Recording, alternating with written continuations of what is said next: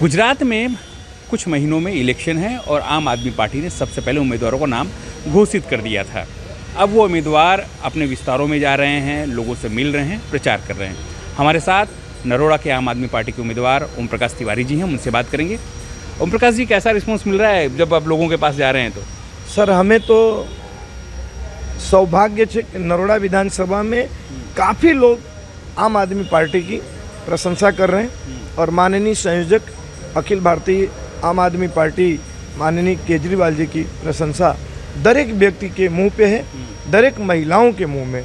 पुरुषों करता बच्चे और महिलाएं 100% पुरुष પોતાને धंधा बिजनेस की नौकरी पे जाते हैं, लेकिन जब हम गलियों में जा रहे हैं, विस्तार में जा रहे हैं, तो वहाँ छोटे छोटे बच्चे और उनकी मम्मी और बहनें, हमारी भाई, ये लोग 100% ऐसा आश्वासन जवाब दे रहे हैं कि तिवारी जी आपको इस बार परिश्रम करो, प्रचार करो, 100% आम आदमी पार्टी की सरकार हम लोग बनाएंगे।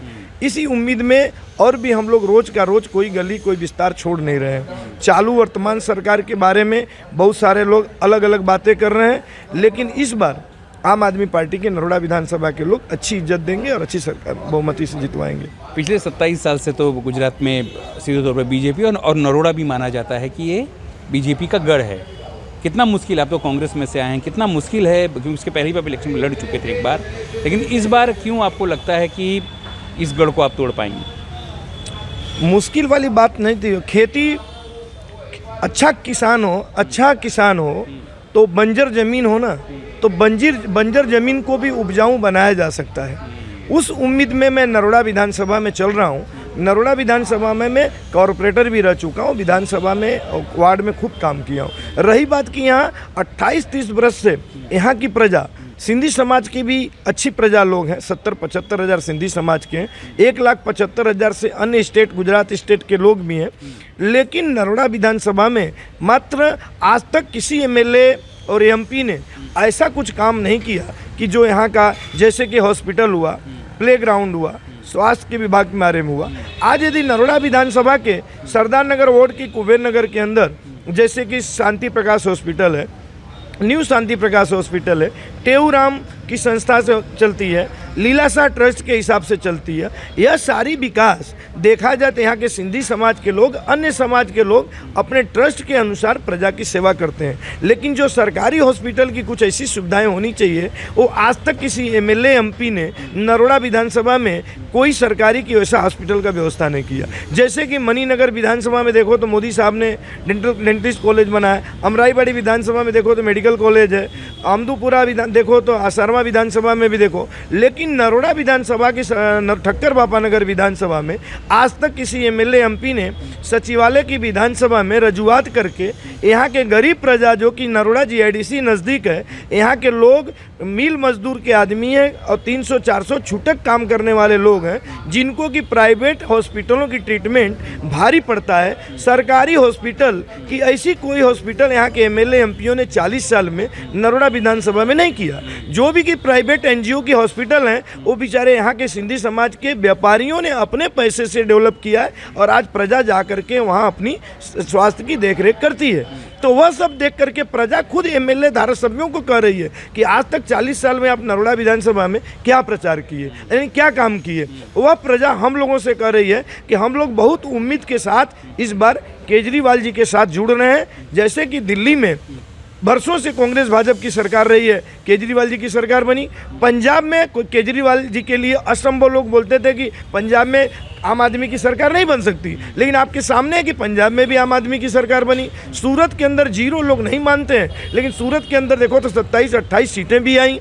तो यह उम्मीद के साथ प्रजा कह रही कि नहीं, इस बार तीसरा राज्य जो होगा आम आदमी पार्टी का, वो गुजरात राज्य होगा। जैसे कि गुजरात से माननीय मोदी साहब दिल्ली तक गए थे, उसी तरह आदमी जब ऊपर चढ़ जाता है तो नीचे गिरता है। तो गिरने की शुरुआत जो होगी, भाजपा की जो गिरने की शुरुआत होगी, वो गुजरात से होगी। और गुजरात के अंदर इस बार आम आदमी पार्टी की सरकार भी बन जाएगी, कोई ठिकाना नहीं, क्योंकि पंजाब का रिजल्ट प्रजा के मुंह पे है। और आम आदमी, केजरीवाल जी का चेहरा और उनका दिखाई दे रहा, आम आदमी की आंखों पे दिखाई दे रहा है कि हमें महंगाई को दूर करने के लिए, बेरोजगारों को दूर करने के लिए, बिजली फ्री लेने के लिए, शिक्षा फ्री लेने के लिए, हॉस्पिटल ट्रीटमेंट फ्री लेने के लिए, बेरोजगार महिलाओं को 1,000 रुपया महीना मिलेगा। यह सारा कुछ देख करके प्रजा केजरीवाल जी को आएगी। प्रश्न भी आता है कि लोग मुफ्त देंगे, देश के ऊपर लोड पड़ेगा। भाई यह देख करके यदि देश के ऊपर लोड पड़ता है तो ललित मोदी, नीरव मोदी जैसे का 10,000 करोड़ रुपया, अजबो खजबो रुपया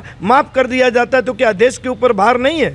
आज आप 15 लाख रुपया देने की बात किए थे, या तो आप झूठ बोलते थे तो झूठे हुए, और यदि देते तो 15 लाख लोगों को कहाँ से देते? वो रेवड़ी थी कि नहीं थी? तो आप तो बड़े बड़े रेवड़ी दे रहे हो। हमारा माननीय संयोजक श्री, गरीबों का नेता, देश का नेता, प्रजा का नेता माननीय केजरीवाल जी जो बोलते हैं वह कहते हैं। 300 यूनिट उद्योगपतियों के लिए माफ़ नहीं किया, प्रजा के लिए बात किया माफ़। शिक्षा आम पब्लिक के लिए बोला है माफ़ करने के लिए, और 1-1 हज़ार रुपया जो है आम पब्लिक के देने के लिए कहा है, वो कहीं उद्योगपतियों के देने के लिए नहीं कहा है। हमारा नेता जो है वह भारत के अंदर आज नहीं तो 6 बरस के अंदर, गुजरात की तो सरकार छोड़ो, 5-6 बरस के बाद यदि भारत के प्रधानमंत्रियों में गिनती होगी तो माननीय केजरीवाल जी की होने जा रही है। ऐसा प्रजा लोगों को प्रधानमंत्री बनाती है तो प्रजा लोगों को प्रधानमंत्री से उतार करके घर भी बैठा देती है।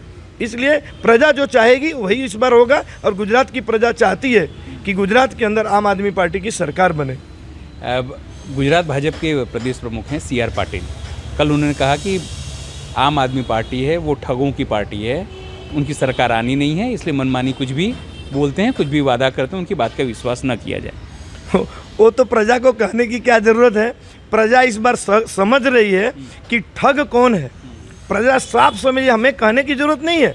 प्रजा इस बार देख रही है और समझ रही है कि जो बरसों से हमें 15 लाख रुपया दूंगा, बेरोजगारों को रोजगार दूंगा, पगार बढ़ा दूंगा, 400 रुपये सिलेंडर था तो 250 रुपया कर दूंगा, 1500-1300 रुपया तेल का भाव था तो 800 रुपया कर दूंगा। प्रजा देख रही है 1500 का 2500, 400 का 1100 रुपया सिलेंडर, बेरोजगारों के लिए रोजगार नहीं, 15 लाख देने की बात थी, 15 रुपया नहीं, बल्कि जो लोगों के जेब में बैलेंस था वो भी नोटबंदी के अंदर ले गए, कहीं GST के लिए ले गए, कहीं जो गरीब आदमी 2 रुपये की दही लाता था और सूखी रोटी के साथ खा के अपना दिन का प्रारंभ करता था, आज दही के ऊपर भी GST, दूध के अंदर ऊपर GST, यहाँ तक कि श्मशान में जाने वाले लकड़ियों पे भी GST लगाए थे। लेकिन पता नहीं कहाँ से सद्बुद्धि आई कि भाई वो श्मशान के लकड़ियों का GST हटा के बाकी सभी लोगों पे GST। अरे GST लगाना हो तो आप करोड़ों रुपए का MLA खरीदते हो, MP खरीदते हो, तो MLA MP के सौदा पे भी GST लगाते। 500 करोड़ का MLA खरीद रहे हो तो GST कितना जमा होता? प्रजा के पास आता। तो आप उद्योगपतियों के पीछे नहीं पड़े हो, गरीबों के पीछे GST लगाना, टैक्स बढ़ाना, ये बढ़ाना। तो उसी मुद्दे पे आ रहा हूँ मैं, जैसे आपने कहा कि प्रजा ठग, तो ठग इस बार गुजरात की प्रजा बता देगी कि अरविंद केजरीवाल ठग है कि मोदी साहब के अमित शाह ठग हैं। ये कंफर्म हो जाएगा कि कांग्रेस वाले ठग हैं, कि भाजपा वाले ठग हैं, कि आम आदमी पार्टी वाले ठग हैं। ये प्रजा इस बार नक्की करके बैठेगी और वह रिजल्ट 3 महीने के बाद बताएगी कि ठग कौन है। स्वाभाविक है, जिस तरह से ओम प्रकाश तिवारी प्रचार कर रहे हैं, लोगों का रिव्यू ले रहे हैं, स्पष्ट तौर पर रिव्यू के दौरान उनकी ये सब बातें जो उन्होंने कही हमसे, वो सब बातें सामने आ रही हैं। एक बात ज़रूर है कि जिस तरह से प्रचार अभियान चल रहा है, आम आदमी पार्टी ने अपना अभियान शुरू कर दिया है, उससे बाकी की जो पार्टियां हैं उन्हें ज़रूर कहीं न कहीं चिंता जो है वो बढ़ेगी, क्योंकि प्रचार के लिए सबसे ज़्यादा समय आम आदमी पार्टी के उम्मीदवारों के पास है। सहयोगी हितेंद्र बारोट के साथ अनिल पटेल, पंचायत TV, अहमदाबाद।